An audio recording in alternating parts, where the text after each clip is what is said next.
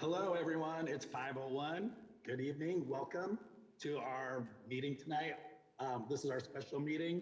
Purpose of this meeting is discussion and approval of an agenda item. I'm going to go ahead and start with roll call. I will call each board member's name and they'll respond with how we're looking here. Starting with Vice President Margell. Present. And then Director Hamada. Present. And Director Clark. Present. And then Director Farah. Here. And of course, I'm here too. Welcome. This is a special meeting of the Kent School District Board, which is held in public to comply with Open Public Meetings Act. We thank those of you who have come to this meeting. I can't see the audience, so if you're there, great. Otherwise, thank you for viewing on our live stream. Right now, we have one item on our agenda to discuss, which is a 2.01 personnel report. I will ask a board member to make a motion for approval of this item. Move approval of the personnel report for July 12, 2023. Second. It's been moved and seconded. Any discussion? No, I mean, I have one question, which is, I was looking through the report and it shows that resignations are 11, but 7 of them are paraeducators. And I just wanted to know, is there anyone that can answer that question? I don't know who's in the room, but we can definitely ask.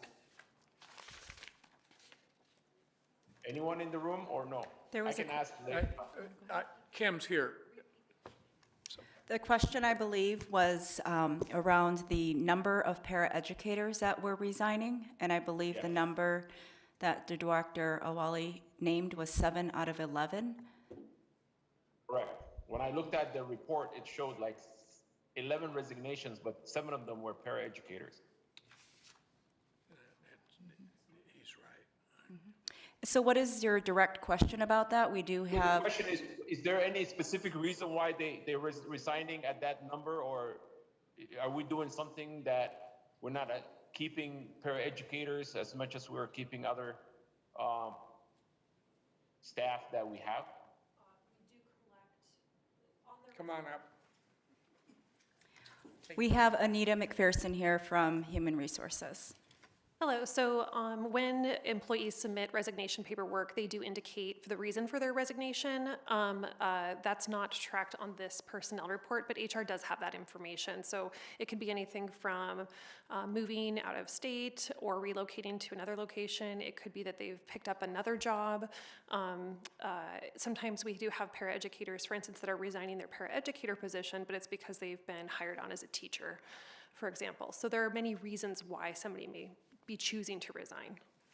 Okay, so are we able to show those ones that are resigned from paraeducators, now we hire them as a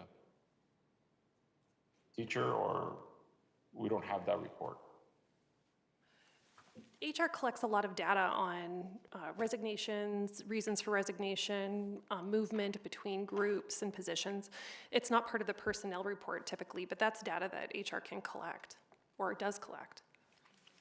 All right, I just was curious to know if we're losing them because they're not happy with their current position, or we're losing them because they don't feel valued. Yeah, so with the exit interview data and the information that we have accessible, that is something that we can follow up on. I appreciate that. That's a great question, Director Farah, because that's something that we've talked about as a board before, of looking at the exit interview data to see what's going on with that. And I don't know if that's a plan for an upcoming board meeting. We're going to discuss that, or if there's a presentation about that in the near future. I don't recall. Yeah, we need to kind of dig deeper into that, because when we get these reports, it's just a plain report, and sometimes it would be nice to know what the background is. Mm-hmm. Well, just in general, in every school district, there is a huge turnaround of paraeducators. And I had a discussion with Damon Hunter, our human resource, and they are looking for incentives, to keep them on. And I agree, it would be good to take a deeper dive at that, Director Farah, and President Bento to see, you know, if there's anything humanly possible. You know, I know their contracts and stuff like that, but somehow or other, they're very valued and they really help in our classroom, and we want to, at all possible. I mean, I know we have a budget that we have to meet too, but somehow or other make that an important position so we don't have to keep having a revolving door. I know it's a problem, not just in our district, but geez, there's got to be a solution to this somewhere, you know?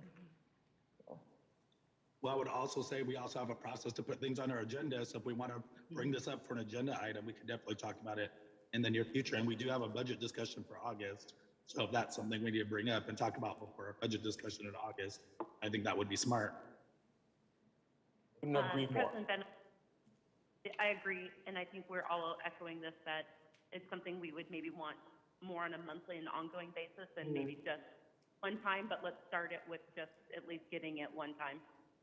Yeah. Or getting it for the first. Agreed. I mean, so much money is lost in retention, you know, training people and losing them in any business if we can figure that out, not just for our paraeducators, but across the board. And it's a challenge trying to meet a budget and contracts and everything else, but I certainly applaud the focus on that. And I think all our directors feel that same way. Yep. Awesome. Any other further discussion on this topic?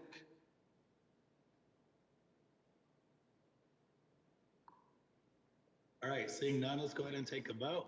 All those in favor of 2.01, personnel report, raise your right hand and say aye. Aye. Aye. All opposed, say no. And abstentions? All right, motion carries. That's it for our agenda items. So if there's nothing else, then I will go ahead and end our meeting.